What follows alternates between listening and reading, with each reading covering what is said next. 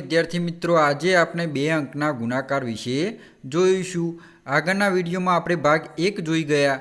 આજે આપણે ભાગ 2 જોઈશું। ચાલો સ્ટાર્ટ કરીએ। તો રકમ જોઈએ તો 21 ગુણ્યા 13, 21 ગુણ્યા 13। તો આપણે ગુણાકાર કરીએ તો શું આવે? ચોકડીને પાછળના અંક જોવાના, નીચેનો અંક તો 1 ઉપર સાથે 1 ગુણાશે તો 1 ગુણ્યા 1 બરાબર, પહેલાં શું કે દશકનો શૂન્ય મૂકી દેવાની, પછી ચોકડી પાસે 1 ગુણ્યા 1 તો 1 મૂકાશે અને 1 ગુણ્યા 2 બરાબર 2। હવે 3 સાથે ઉપરના અંકો ગુણવાના તો 3 એકા 3 અને 3 દુ 6। હવે શું કરવાની? 210 અને 63નો શું કરવાનો? આપણે સરવાળો કરવાનો। તો શું આવશે? 0 અને 3 નીચે 3, 1 અને 6 તો 7 અને 2ના 2 નીચે, તો શું જવાબ થશે? 273 આપણો જવાબ થશે। ચલો બીજી એક રકમ જોઈએ। 41 ગુણ્યા 15, 41 ગુણ્યા 15।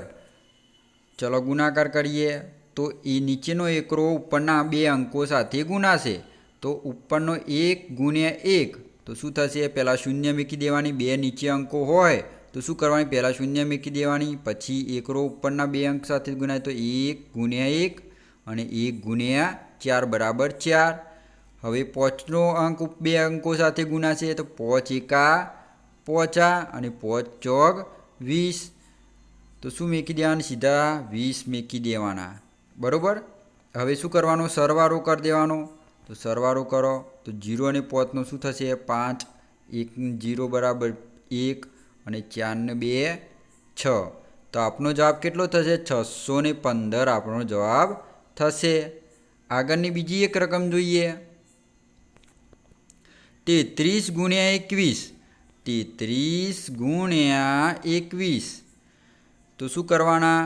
પહેલાં તો 2 અંકો આપેલા છે તો 2 અંકોનું શું કરવાનું? પહેલાં શૂન્ય મૂકી દેવાનું। હવે નીચેના 21 અંક આપેલો છે તો બગડો છે એ શું? 2 અંકો ઉપરના 2 અંકો સાથે ગુણાશે તો 2 તરી 6, 2 તરી 6। હવે એકરો છે 2 ઉપરના અંકો સાથે ગુણાશે તો શું થશે? 3 એકા 3 અને 3 એકા 3। હવે 660 અને 33નો શું કરવાનો? સરવાળો। તો શું કરીએ આપણે? 0 અને 3 3 આવશે, 6 અને 3 9 અને 6નો 6 તો આપણો કેટલો જવાબ થશે? 693 આપણો જવાબ થશે। ચલો આગળ બીજી એક રકમ જોઈએ। 31 ગુણ્યા 20, 31 ગુણ્યા 20। તો ચલો ગુણાકાર કરીએ। ઉપરના નીચે 2 અંકો આપેલા છે તો શું કરવું પડશે? આપણે દશકાની શૂન્ય મૂકવી પડશે। હવે 2નો અંક ઉપરના 2 અંકો સાથે ગુણાશે તો 2 એકા 2, 2 તરી 6। હવે શૂન્ય આપેલી હોય તો શૂન્ય ઉપરના 2 અંકો સાથે ગુણાશે તો 0 અને 3 સાથે શૂન્ય ગુણ્યા તો શું આવશે? 0। હવે બંનેનો સરવાળો કરવાનો તો શું જવાબ થશે? 620 આપણો જવાબ થશે। ચલો આગળ બીજી એક રકમ જોઈએ। 42 ગુણ્યા 16, 42 ગુણ્યા 16। તો નીચે 2 અંકો આપેલા છે એની શું મૂકીશું? શૂન્ય મૂકીશું અને એકરો ઉપરના 2 અંકો સાથે ગુણાશે તો શું થાય? 1 ગુણ્યા 2 બરાબર 2 અને 1 ગુણ્યા 4 બરાબર 4।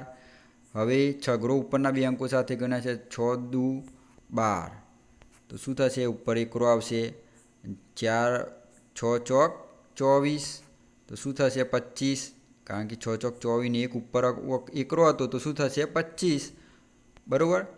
તો શું જવાબ થશે? હવે 420નો અને 252નો શું થશે? સરવાળો। તો 0 અને 2નો શું થશે? 2 અને 5 ને 2 7 અને 4 ને 2 6 તો આપણો કેટલો જવાબ થશે? 672 આપણો જવાબ થશે। જો વિદ્યાર્થી મિત્રો તમને આ વિડીયો ગમ્યો હોય તો શેર કરો, લાઈક કરો અને સબસ્ક્રાઈબ કરો।